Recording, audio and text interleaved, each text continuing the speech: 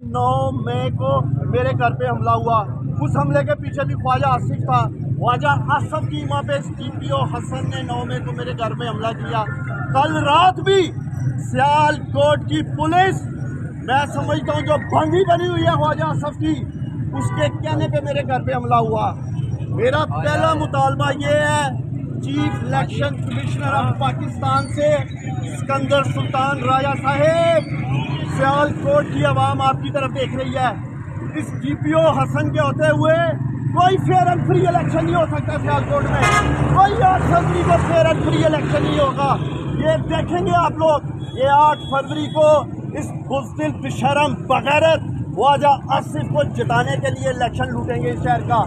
और मैं अपील करता हूँ चीफ जस्टिस ऑफ पाकिस्तान से कि मेरी माँ बार बार चीफ जस्टिस कायस फाइज़ ईसा साहेब, आपसे पहले मेरी माँ उमर अताब बंदियाल साहब से इंसाफ मांगती रही। मेरी माँ को इंसाफ नहीं मिला इस मुल्क में। आज आप बैठे हैं इंसाफ के मकसद पे। मैं उम्मीद करता हूँ कि आप मेरी माँ को, मेरी घर की औरतों को इंसाफ दिलाएंगे। आखिर में सियालकोट के मीडिया की वसातत से मैं ख्वाजा आसिफ को एक पैगाम देना चाहता हूँ, और मेरा ये पैगाम